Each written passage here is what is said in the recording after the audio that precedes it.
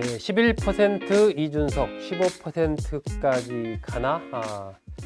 일단 이준석 개혁신당 후보, 이준석 후보 측에서는 두 자릿수 지지율을 가는 게 1차적인 목표고, 그 뒤에 이제 15% 그리고 나서 쭉 가는 이러한 이제 그림을 그렸죠. 일단은 두 자릿수 목표 달성한 상태입니다. 그렇다면 두 번째인 이제 15%를 넘어서느냐, 이제 여기로 이준석 후보 측의 목표 설정을 하겠죠. 그리고 나서 그 이후 이제 흐름 자체를 흡수하는 이런 전략을 쓸 것으로 예상이 됩니다. 먼저 좀 조사 결과들 한번 볼까요? 여론조사 결과 나온 거.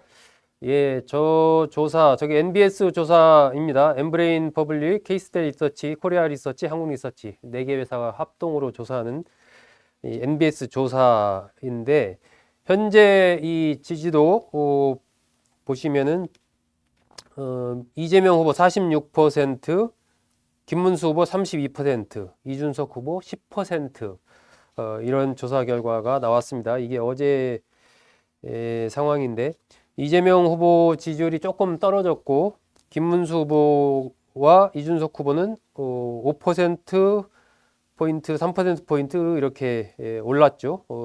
민주노동당 권영국 후보와 무소속 황교안 후보는 뭐 그렇게 의미 있는 수치를 기록하고 있지는 못합니다. 자, 그 다음 표 한번 볼까요? 예, 저 표 이제 지금 색깔이 3개 들어가 있습니다. 저 색깔 부분을 중심으로 한번 보겠습니다. 서울과 부산, 울산, 경남. 이것은 이제 이재명 후보와 김문수 후보 관련해서 한번 서울과 부산, 울산, 경남을 수치를 한번 볼 필요가 있는 것 같습니다. 제가 쭉 보니까 지금 그러니까 호남은 이제 이재명 후보의 뭐 압도적인 지지세고, 대구 경북은 김문수 후보의 지지세가 센데 과거만큼 그렇게 강하지 않으면서 이재명 후보가 그 틈새를 지금 비집고 들어오고 있는, 이러한 세를 늘려가고 있는 이러한 형국입니다. 그래서 이제 지금 현재 이 격전이 벌어지고 있는 곳이 서울과 부울경입니다. 표를 이 NBS만이 아니라 다른 데이터도 제가 이렇게 보니까 비슷한 흐름입니다. 지금 서울 보면은 이재명 후보 42%, 김문수 후보 36%, 6%포인트 차이죠. 부울경도 보면은 36, 43, 요건 7%포인트 차이입니다. 이 조사에서는 이제 서울에서는 이재명 후보가 앞서고, 부울경에서는 김문수 후보가 앞서는 그런 걸로 나왔는데, 이 대신협 조사, 거기에서 보면요, 이 부울경이 2%포인트 차이로 이렇게 지금 나옵니다. 그러니까 조사 기관마다 조금 차이는 있지만 오차 범위 내에서 지금 서울과 부울경에서 이재명 후보와 김문수 후보가 접전을 벌이고 있다. 이렇게 좀 볼 수 있는 거죠. 자, 이준석 후보, 예, 거기 지금 노란색으로 표시한 이 대구 경북 이준석 후보 관련해서 봐야 될 지역입니다. 이준석 후보 보면은 9%거든요. 대구 경북에서 9%. 지금 이준석 후보가 NBS 조사 10%, 대신협 조사 11%에서 향후에 이준석 후보의 지지율의 상승, 이 부분과 관련해서 가장 확장성이 큰 곳이 대구 경북입니다. 지금 서울이라든지 부울경이 11% 나오는 데 비해서 대구 경북이 9% 나오거든요. 이런 측면은 이제 좋게 보면 이준석 후보의 확장성이 대구 경북에서의 어떤 흐름을 잡으면 이게 확장성이 상당히 커질 수 있다라고 볼 수가 있는 것이고, 그렇지 않고 이제 반대로 본다면은 이게 대구 경북에서 이렇게 묶여 있는 한 이준석 후보의 표가 쭉 올라가기는 또 쉽지 않구나. 또 이렇게 볼 수 있는 측면도 좀 있거든요, 이게. 그래서 이 상당히 현재 이준석 후보로서는 이 지역적으로 봤을 때는 대구 경북에서의 자신의 지지세를 어떻게 확장을 하느냐. 이 대구 경북에서 지금 9%인 이것이 이제 뭐 15%, 20% 이렇게 간다면 확실히 달라질 수 있겠죠. 거기 표의 제일 위쪽에 연령별 보시면 18세에서 39세까지 그 지지 흐름 보면은 이준석 후보 26%, 19%, 세대별로 봤을 때 이 40세 이하 여기에서 뭐 26, 19 상당히 그래서 상대적으로 높은 흐름을 보이고 있습니다. 그런 측면에서 봤을 때는 지역적으로 대구 경북을 어떻게 공략하느냐 하는 것이 향후에 과제가 될 것 같습니다. 그 다음 표도 한번 봐볼까요? 예, 이번 표, 요건 일단 이 대통령 후보에 대한 지지 강도를 물어본 이 NBS 조사에서 대통령 후보에 대한 지지 강도를 한번 본 겁니다. 보면은 18세에서 39세까지 지지 후보를 바꿀 수도 있다. 오른쪽 항목 보시면 지지 후보를 바꿀 수도 있다. 18세에서 29세까지는 40%입니다. 지지 후보 바꿀 수 있다. 30세에서 39세까지는 25% 지지 후보를 바꿀 수 있다. 모든 세대에서 가장 높습니다. 이게 이제 어떻게 보면은 뭐 젊은 세대의 특성이라고 볼 수도 있겠죠. 과거처럼 완전히 이제 지역구도가 고착화된 이런 상황이 아니기 때문에 기본적으로 내가 지지하려고 하는 후보는 있지만 봐서 경우에 따라서 언제든 난 뭐 바꿀 수 있다라는 생각을 가진 세대별 특성 일 수도 있다. 뭐 그렇게 보입니다. 지지 정당별로 한번 보실까요? 지지 정당 노란색 돼 있는 개혁신당 보면은 지지 후보를 바꿀 수도 있다. 역시 정당 가운데 가장 높습니다. 지지 후보를 바꿀 수 있다라는 것이 표의 어떤 로열티, 충성도가 약하다. 이렇게 볼 수가 있는 것이고 또 그만큼 또 개혁신당을 지지하는 세대별 특성이 젊은 층이 많기 때문에 젊은 층의 특성이 뭐 고정적인 것보다는 이 변화하는 그런 특성이기 때문에 그 특성을 반영한 것이다. 이렇게 볼 수도 있겠죠. 마지막 지지 후보별로 본다면 이준석 후보 지지 후보를 바꿀 수도 있다가 38%로 나옵니다. 그러니까 공통적으로 지금 세대, 개혁신당, 이준석 후보 해서 지지 후보를 바꿀 수도 있다라는 이 퍼센테지가 다른 후보에 비해서 상당히 높은 거죠. 그래서 이건 뭐 아예 뭐 젊은 사람들 주된 지지층이니까 그거 별거 아니야. 뭐 이렇게 볼 수도 있지만 또 한편으로는 이 지지하는 표를 어떻게 하면 확실하게 로열티가 높은 표로 묶어둘 수 있느냐 하는 그러한 어떤 과제, 이 부분도 하나의 이제 이준석 후보의 표가 더 올라갈 거냐, 어떻게 될 거냐 하는 부분에서 또 중요한 하나의 포인트로 볼 수 있는 지점이 아닌가 하는 그런 생각이 듭니다. 자, 그 다음에 대신협 조사 한번 볼까요? 대신협 그 대한민국 지방신문 협의회 약자입니다. 그 29개 지역의 일간지들이 연합을 해서 한국갤럽이랑 같이 여론조사를 해서 이제 공동으로 보도를 하는 이제 그러한 조사인데 어제 대신협에서 이 한국갤럽과 조사 결과를 발표를 해서 각 지역 일간지에서 이 29개 지역 일간지들이 쫙 보도를 했습니다. 여기에서 이재명 46%, 김문수 34%, 이준석 11% 이렇게 이제 결과가 나왔습니다. 이재명 후보는 MBS 조사와 똑같은 46%고 김문수 후보는 MBS 조사보다는 2% 나오는 걸로 이렇게 됐고 이준석 후보는 1% 나와서 11%를 기록을 했습니다. 그래서 오늘 주제는 이준석 후보이기 때문에 이준석 후보 현재 조사 중에서는 가장 지지율이 높게 나온 조사가 이 대신협 한국갤럽 조사입니다. 11%. 자, 동시에 이제 대신협에서 양자대결 지지도 조사한 거 있습니다. 이것도 한번 살펴보겠습니다.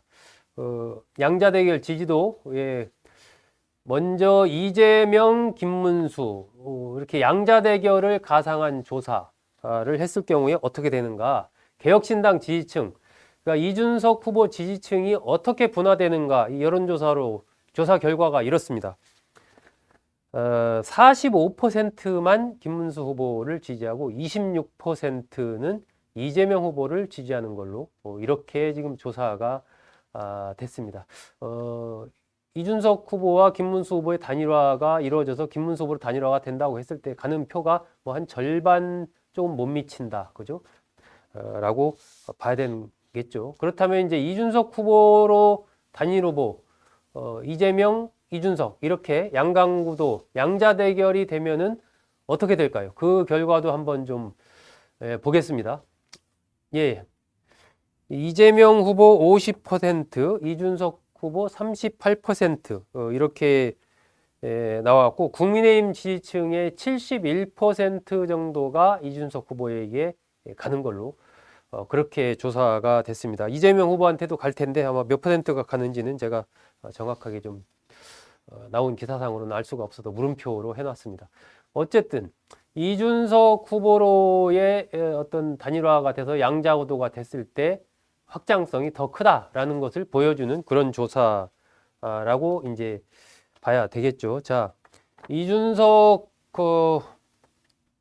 후보 최근 흐름이 어쨌든 이재명 후보가 50%를 넘나드는 이제 그러한 흐름을 가져가다가 약간 이제 주춤 내지는 하강하고 있는 이제 그러한 흐름이고 김문수 후보 표가 결집해 가면서 조금 이제 추격을 하고 있는 이러한 상황이고 어떤 조사 결과 보면 뭐 오차 범위 내까지 갔다 이런 조사 결과도 지금 나오고 있는 상황이죠.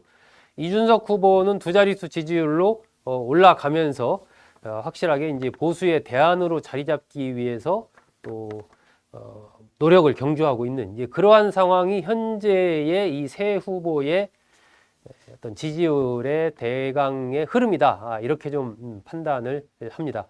자, 그 이유를 왜 그러면은 이 약간의 이 지금 지지율의 변화 현상이 나타나고 있는 것일까? 일단 민주당 이재명 후보 입장에서는 최근에 있었던 몇 가지 일이 조금 악재로 작용한 거 아닌가 이렇게 좀 판단을 합니다. 일단 사법부에 대한 압박, 그 조희대 대법원장에 대한 뭐 특검 추진으로 대표되는 이 사법부에 대한 압박, 이것이 상당히 이제 중도 유권자, 중도 보수 유권자들에게 어떤 좀 걱정, 불안감을 좀 줬다. 그렇게까지 물론 이 대법원이 무리한 측면은 인정을 하는데 이렇게까지 해야 돼? 약간 이제 이런 여론이 생겨난 거죠. 그런 부분이 하나가 있고 최근에 많은 인사들이 이제 민주당 이재명 후보 지지를 뭐 천명을 했습니다. 특히 최근에 있었던 그 김대남 전 행정관의 영입과 관련된 그런 부분, 그러니까 무분별한 영입 이런 부분에 대한 약간의 반작용 이런 것도 좀 영향을 미친 것 같고요. 커피 원가 120원 문제 이것도 뭐 이러저러 이슈화가 되면서 뭐 그렇게 민주당이나 이재명 후보 측으로서는 반갑지 않은 그러한 이슈였습니다. 또 절대 권력을 견제해야 된다는 이 흐름 이건 뭐 쭉 살아 있는 거죠. 입법권, 행정권에 이어서 이제 사법권까지 장악하려고 하는 거 아니냐라는 그 사법부의 압박과 결부돼서 이러한 부분에 대한 견제 심리 이런 것들 이러다 보니까 최근에 이재명 후보의 메시지가 전에는 뭐 성장, 그 보수 이러한 쪽으로 메시지가 많이 거의 뭐 주류가 그쪽으로 갔었는데 최근 들어서 약간 좀 강한 메시지, 진보적인 메시지가 다시 좀 나오고 있는 그러한 흐름입니다. 정규재 전 한국일보 한국경제 주필 최근에 뭐 그런 얘기를 했더라고요. 이재명이 다시 좌익으로 돌아간 모습이다. 이렇게 얘기를 했습니다. 그러니까 어쨌든 최근의 흐름 속에서 조금 더 강한 메시지를 내놓고 있는 거 이런 부분도 좀 달라진 흐름이죠. 그러면서 당 입장에서는 낙관론을 경계해야 된다라고 하면서 투표장으로 지지자들을 불러 모으는 이 작업에 이제 막판에 그 전력을 지금 경주하고 있는 거 이런 부분들이 이제 민주당의 흐름 속에서 새롭게 최근에 나타난 그런 것 아닌가. 그것이 이제 조금 지지율 변화로 나타난 것이 아닌가 하는 그런 생각이 들고요. 이 국민의힘 김문수 후보 같은 경우는 일단 지지율이 좀 상승하고 있지만 어떤 지금 이 절연의 흐름, 그러니까 윤석열 전 대통령과 절연해야 된다라는 이러한 부분, 이미 뭐 때를 놓친 부분이 있습니다. 탈당도 마찬가지고 그러면서 뜨뜻미지근한 그런 것들이 계속되는 거, 이것이 이제 확장성의 결정적인 지금 발목을 잡고 있는 그러한 형국인 것이죠. 그리고 내부적으로는 이제 한덕수 전 권한대행이라든지 홍준표 전 시장 또 한동훈 전 대표 등이 이제 선대위에 참여하고 있지 않은 거, 이런 부분들도 어쨌든 일반 국민이 보기에는 이 좀 아직 이 원팀이 내부적으로도 단합이 지금 안 되고 있구나, 뭐 이런 인상을 주기에 충분한 것이죠. 그러다 보니까 지금 현장에서 현역 의원이나 당협위원장들이 뭐 제일 마이크를 들고 열심히 밤낮으로 뛰어대는데 제가 아는 이런 주변 분들 이렇게 저렇게 좀 보니까 좀 다릅니다. 예, 지금 이 국민의힘 쪽의 선거 운동이 그렇게 전력 투구로 이루어지고 있지 못합니다. 이런 것들도 이제 영향을 미치겠죠. 아마 그 막후에는 결국은 뭔가 좀 명분이 확실하게 좀 서야 막 지지해달라 이렇게 할 텐데, 우리 당 후보니까 지지해달라 이렇게만 얘기하기에는 좀 면구스럽다라는 게 있는 거죠. 그래서 김문수 후보가 그러한 쪽에 좀 확실한 어떤 명분을 주기를, 그 명분을 준다는 게 결국 뭐겠습니까? 윤석열 전 대통령과의 관계, 계엄이나 탄핵 이런 것과의 관계 뭐 등등 이런 부분에 대한 좀 더 분명한 입장 뭐 이런 것들을 이제 아마 일선에서는 좀 원하고 있을 텐데, 최근에 윤 전 대통령의 영화 관람 관련해서도 뭐 김문수 후보가 뭐 그런 거 가지고 얘기한 그렇다라고 하면서 그냥 좀 어중간한 자세, 어중간한 메시지를 계속해서 내고 있으니까 이런 부분들이 좀 중도 보수의 확장 부분에서 상당히 좀 어려움이 있지 않나, 어느 정도 그 좀 갇힌 흐름, 이것을 좀 탈출하고 있지 못한 그러한 상황이 아닌가 싶습니다. 자, 이준석 후보 이런 상황에서 이제 이준석 후보가 지금 두 자릿수 지지율을 기록을 했습니다. 11%까지 기록을 했는데 지난번에 저희 아시아경제 이 AK라디오에 이준석 그 후보 나와서 인터뷰할 때도 그랬고, 그 뒤에 이제 천하람 선대위원장 나와서 얘기할 때도 그랬는데 15%가 넘으면 상당히 이제 탄력을 받을 거다. 이른바 동탄 모델을 현실적으로 가져가는 데 있어서 상당히 힘을 받을 수 있다. 이러한 얘기들을 필요로 했습니다. 이 15%라는 것이 물론 이제 선거 비용과 관련해서도 뭐 중요한 숫자입니다. 10%에서 이제 15%까지는 절반 되고 15%를 넘어가면 선거 비용 전액이 다 이제 보전이 되기 때문에 당으로서는 뭐 이른바 실탄을 또 확보하게 되는 그런 측면이 있어서 15%를 넘기냐 안 넘기냐는 그런 측면에서도 중요하죠. 하지만 지금 이제 이준석 후보 어제 그 단일화는 없다. 어제 그 긴급 기자회견을 했지 않습니까? 단일화 거부 선언이라고 언론에서 표명을 했습니다. 끝까지 개혁신당 이름으로 승리하겠다라고 어제 기자회견을 했었죠. 이준석으로의 전략적 선택이 이재명 후보를 넘어설 수 있는 유일한 승리의 방정식이라는 사실을 증명하고 있다. 이렇게 얘기를 하면서 비상계엄을 선포한 폭군의 세상이 아니고 윤석열을 몰아냈더니 푸른 점퍼로 갈아입은 또 다른 윤석열, 또 다시 빨간 옷을 차려입은 작은 윤석열이 등장하는 세상이 아니다라고 이재명 후보와 김문수 후보를 비판을 하면서 이 보수의 대안으로서의 이준석을 전략적으로 선택을 해달라라는 어떤 그런 강한 호소를 어제 했습니다. 일단 단일화 없다, 확실하게 얘기를 한 거죠. 이것으로 이제 단일화는 이제 끝난 것이 아닌가, 확실하게 이제 정리가 된 것이 아닌가, 그렇게 좀 판단을 합니다. 자, 이준석 후보 앞으로 이 15%까지 갈 수 있을지, 그리고 그 이후 정말 더 나아가서 보수표와 진보표 일부까지 흡수하면서 동탄 모델처럼 대통령 선거에서 승리하는 데까지 정말 나아갈 수 있을 것인지 그 관건이 몇 가지가 있는 거죠. 시간이 많지는 않습니다. 불과 11일이라는 시간. 뭐 이준석 후보는 본인이 충분하다라고 얘기를 하지만 결코 긴 시간은 아닌 거죠. 근데 참 이 의석수 3석의 아주 작은 정당의 후보로서 이 정도의 선거운동을 펼친다는 자체가 좀 놀랍기도 합니다. 자, 이 관건이 될 게 몇 가지 있습니다. 대구 경북. 대구 경북, 아까도 제가 말씀드렸는데, 지금 대구 경북에서의 이준석 후보의 지지율이 9%, 다른 여론조사들도 보면 되게 비슷합니다. 한 자릿수입니다. 대구 경북에서 7%에서 9% 남짓을 왔다 갔다 하는 대구 경북에서 두 자릿수의 지지율이 지금 나오고 있지 못한 그러한 상황입니다.